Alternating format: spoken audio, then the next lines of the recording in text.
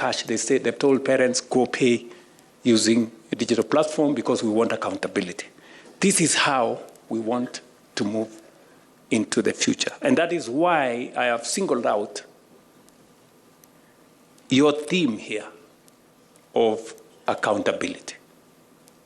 If we are accountable, we can do more with the resources we have. And we can improve learning outcomes better with the resources that we have. This year, you know, the first cohort of grade 9 learners under the competence-based education joined senior school with over 99% transition. We must safeguard the unique ability of education to be an equalizer for all by eliminating man-made bottlenecks that frustrate access to quality learning and stand between our children and a brighter future.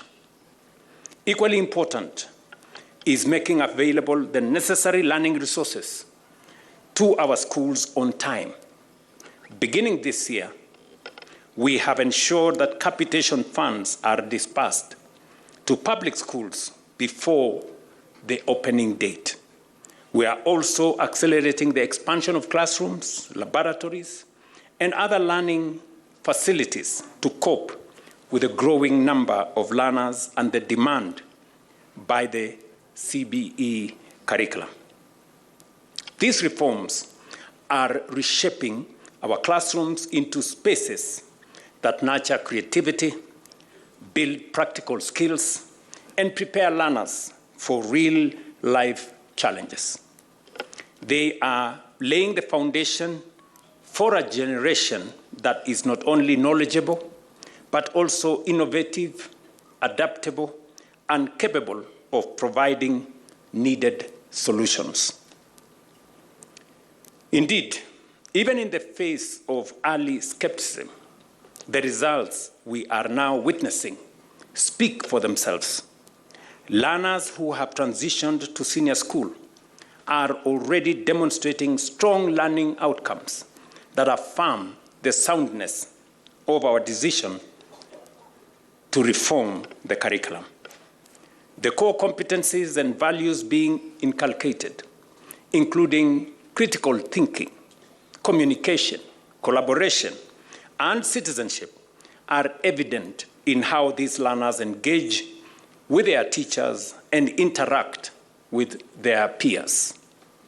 Their confidence, creativity, and the sense of responsibility are clear indicators that we are on the right path.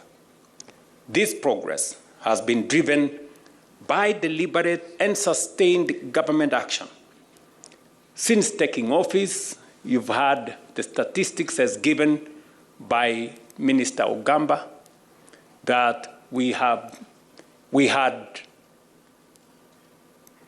4 fundamental challenges in this education space. We had a serious challenge with competence-based curriculum. You all know. Many parents were complaining they are being forced to do homework at night. They are making cars at night, cutting boxes, and doing all manner of things. We had serious challenges with teacher numbers. We had a huge gap of close to 100,000. We could only hire 5,000 teachers every year. We had serious challenges of learning spaces. I will give you an example. In Nairobi alone, we've had to provide additional resources to create more learning spaces in the city of Nairobi. We're building an extra 1,000 classrooms in the city of Nairobi alone, just to make sure that the students, especially in informal settlements, have access to education. We had very serious challenges of the funding model that was more focused on the institution than the learner. We have since corrected all of them. And of course, we have 2 to go digitize the whole system so that we improve on transparency and we make it much more easy for decision making. And number two, I have one last thing that I must do, and that is to sort out a higher education loans board so that we can have clarity. And I have instructed this man, that, and I have put him together with my team. I've given them some assignments that we must finally end up with a predictable, you can sit down, Monari, with a predictable resources. Because as we move some of our commercially viable programs out of the budget into the National Infrastructure Fund, we want to create space using, resources from the budget, from development partners, to fund more social projects, education, health, social protection. That is where we will concentrate our resources from the budget, because the rest of the commercially viable projects, we can move them to the National Infrastructure Fund and also to the private sector, building on the ecosystem we have on public-private partnerships and all the other things we are doing in that space.